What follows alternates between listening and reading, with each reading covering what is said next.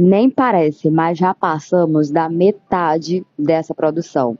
Estamos no episódio 4 e restam apenas 2 episódios para chegarmos ao fim dessa história. Eu tô cada vez mais apaixonada por esse BL, pelas atuações, pela fotografia e, claro, pela sensibilidade narrativa dessa história. Por ser uma história de poucos episódios e episódios com uma duração pequena, muitas coisas não são abordadas e trabalhadas tão claramente. Tudo é mais sutil e mais metafórico. E talvez por isso muita gente não está conseguindo pegar o que a história está querendo dizer. E até mesmo está chamando a história de rasa.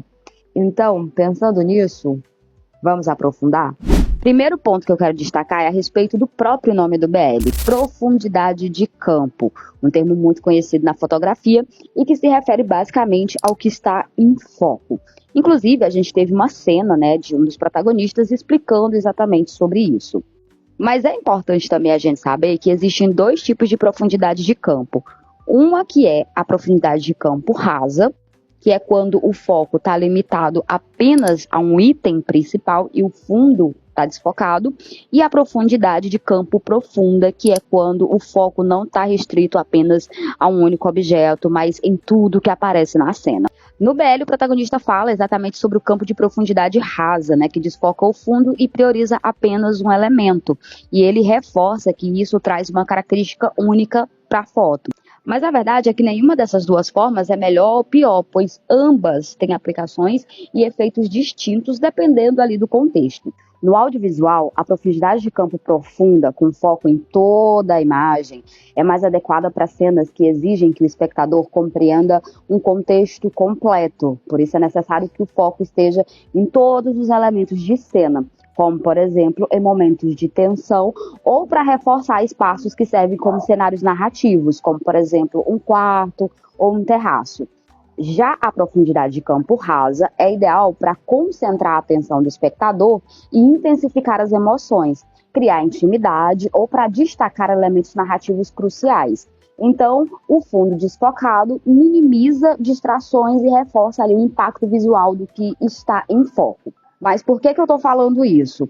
Porque essa produção usa e abusa desses 2 tipos de profundidade. Claro, dando muito mais ênfase para a profundidade de campo rasa, pois ela é utilizada na hora de falar sobre sentimentos dos personagens, Tanto os sentimentos que eles possuem pela música ou pela fotografia, como os sentimentos que eles estão ali desenvolvendo um pelo outro. Durante o processo de filmagem da série, a profundidade de campo vai variando entre rasa e profunda, conforme os personagens vão alternando entre insegurança e inspiração. Então isso é um ponto super positivo para a construção estética da série.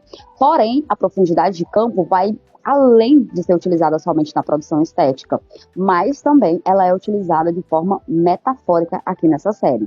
Como um dos nossos protagonistas aqui é fotógrafo, o uso da profundidade de campo aqui representa o seu olhar sobre o mundo, a forma como ele vê com nitidez aquilo que ele escolhe focar, que no caso é a fotografia. Então, por isso, a gente tem um personagem que é representado de uma forma tão decidida e tão direta. Já o nosso personagem, que é músico, é apresentado pra gente como um personagem que vive de forma superficial, fingindo os sentimentos e mantendo um autocontrole rígido. É como se a narrativa quisesse indicar que ele está sempre presente, mas emocionalmente distante, como alguém que enxerga tudo sem nenhum desfoque, mas ele não se conecta, ele não foca verdadeiramente em nada.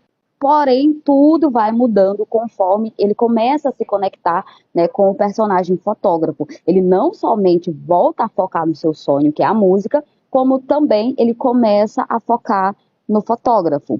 É como se o músico representasse a profundidade de campo profunda. Tudo está muito nítido na imagem da sua vida, porém ele não tem um foco em uma única coisa. Já o fotógrafo é representado como uma profundidade de campo rasa. Ele tem um foco e ele segue em direção a esse único foco, que é a fotografia. Então, como eu disse a princípio, aqui a profundidade de campo é utilizada na produção como uma técnica de filmagem, mas não somente isso. Ela também é usada como uma linguagem emocional. E essas 2 formas de utilizar a profundidade de campo valoriza o drama interno que está sendo contado aqui nessa história, sem precisar de muitos diálogos, tornando tudo mais sutil, estético e impactante. E é uma ótima escolha para quem tem pouco tempo para contar uma história profunda. Outro ponto que eu quero abordar aqui nessa produção e que eu vi algumas pessoas comentando é o fato do nosso protagonista fotógrafo não possuir tanto tempo de tela. E quando está em tela, ele passa uma sensação de distanciamento. Mas, para isso, a gente tem algumas explicações.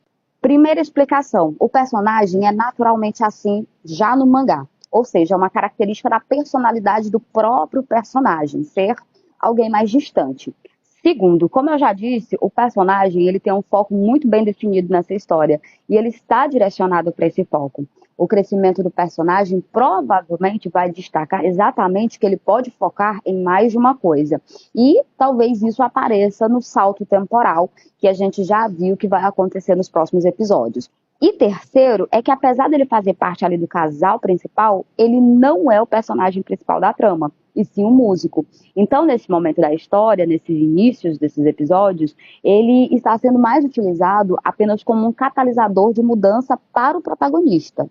Então, todas as interações dele, todos os diálogos são focados para tocar o protagonista para que haja uma mudança nele. Porém, o que a gente já está vendo acontecer é que nesse processo ele também é mudado. Só que essa mudança não é mostrada para a gente de uma forma tão clara. Então, possivelmente, a gente possa ver essa mudança mais claramente no próximo episódio. Então, resumindo, sim, ele não tem tanto tempo de tela, mas existe uma explicação para isso. Na verdade, mais de uma. Citei aqui 3. Próximo ponto, e eu acho que o mais importante, é a respeito do descontrole do nosso protagonista, que é retratado na história exatamente por conta dessa insistência de beijar o outro lá sem o consentimento. Já abro um parênteses aqui para dizer, ninguém beija ninguém sem consentimento, porque isso é errado, tá? Aqui a gente está falando de uma história fictícia, ok? Como eu já disse algumas vezes, esse artifício de roteiro ele pode ser utilizado dentro de uma narrativa desde que tenha uma razão de ser, sabe? Não tá ali à toa, não tá ali somente para chocar ou para servir de artifício de romance, mas que traga algo mais profundo, envolto naquela atitude. E aqui nessa história a gente tem, pois esse comportamento ele é utilizado para demonstrar a mudança simbólica no modo como o personagem lida com as suas emoções e relações. No iniciozinho da história, o nosso protagonista foi mostrado se envolvendo em relações sexuais descompromissadas. E detalhe, fingindo gostar dessas relações. Ou seja, ele estava 100% sob o controle emocional da situação. E esse comportamento do protagonista no início da história aponta para uma estratégia de sobrevivência emocional, onde ele evita se apegar a alguém para não perder o controle e sofrer. E isso fica muito mais evidente quando a gente conhece o motivo do trauma dele do passado. Ou seja, ele possui essas relações, porque é o que esperam que ele faça, né? É o normal.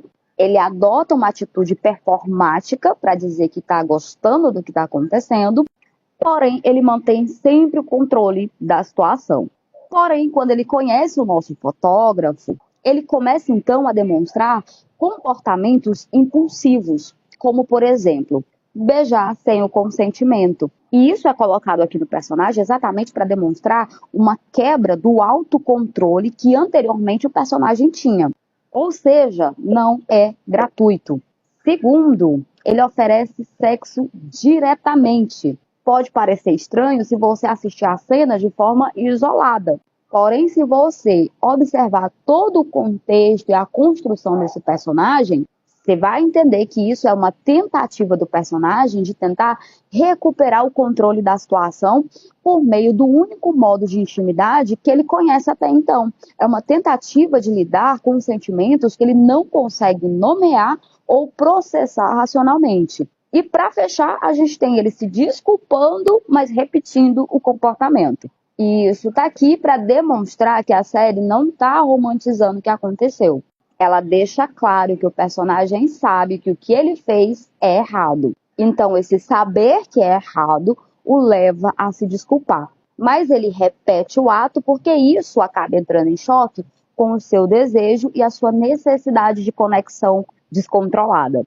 Ou seja, repito novamente, em nenhum momento a produção trata isso como algo romântico, mas sim como parte de um problema de comportamento do personagem, que está ali passando por um processo de evolução. Pelo que a gente viu ali no finalzinho do episódio 4, a gente vai ter um salto temporal.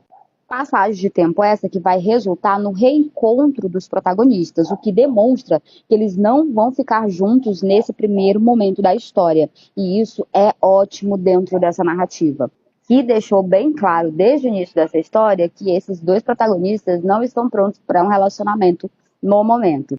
Um tem um foco e não consegue desviar desse foco, e o outro não sabe como agir nem controlar os seus próprios sentimentos. Então, esse salto temporal eu acho que vem bem a calhar dentro dessa história. Mas é isso, gente. É por isso que eu tô gostando tanto dessa história. Por ela ser esteticamente tão bem trabalhada, por eles se preocuparem em usar o pouco tempo de tela que eles têm de forma eficiente, ao invés de somente jogar informações vazias.